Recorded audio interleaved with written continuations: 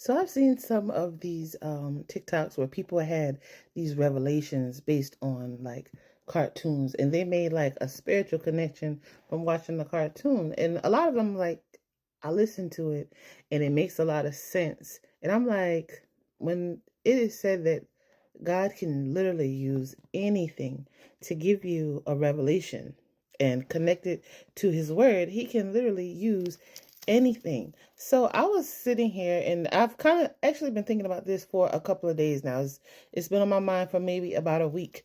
Um, I don't know how many people watch SpongeBob, so a little bit of background on what I'm going to talk about.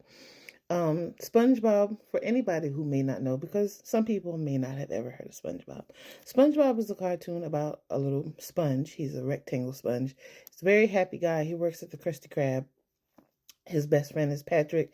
His neighbor is Squidward. Squidward can't stand Patrick or SpongeBob. Squidward really just can't stand life. The only thing that he loves is his don't make me laugh because I forgot what he plays. I think it's a clarinet. Only thing he loves is his clarinet. He doesn't even love his job at the Krusty Krab. So SpongeBob and Squidward work at this place called the Krusty Krab. Their boss is Mr. Krabs, and he loves money. Mr. Krabs' arch nemesis, his number one enemy, is this little tiny guy named Plankton, which, he's at Plankton. You know what a plankton is. And there's this episode where Plankton had, I don't know if it was an episode or it was a movie. I think it was a movie where Plankton, okay, let me back up a little bit. So in the show, Plankton is always trying to steal Mr. Krabs' secret recipe for his famous Krusty Krab sandwiches. And the reason why he does this is because Mr. Krab has lots and lots and lots of customers. He's making all this money. He's successful, and Plankton is not. So he has a lot of episodes where he is often seen always trying to steal Mr. Krabs' secret formula for his Krabby Patty recipe because his business is not as successful. Well, shall I say not successful at all, unlike Mr. Krabs' business, which is very successful. So in this movie, Plankton came up with this idea to create these helmets to put on people's heads.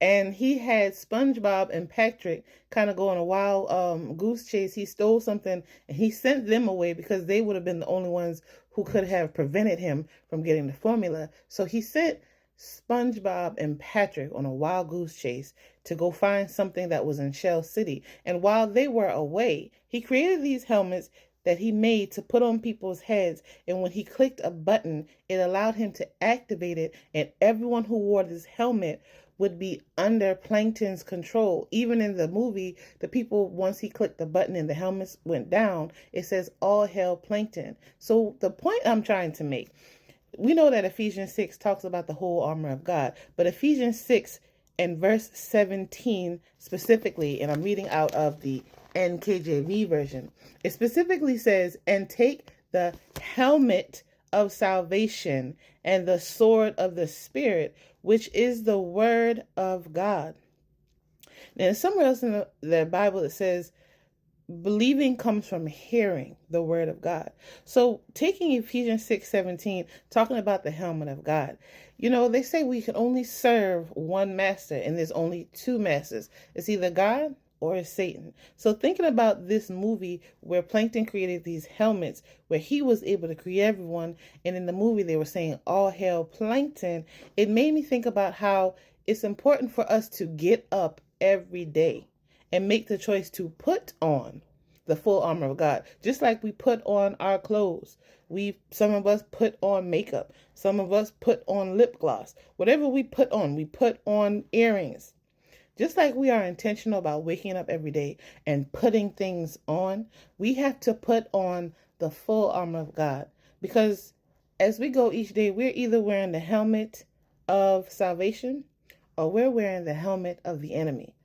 It's basically up to us, and God gave us a choice. So God is basically telling each and every one of us every single day, choose ye this day, who are you going to serve? So my question to you is, which helmet are you going to wear? As for me and my house, we're going to serve the Lord.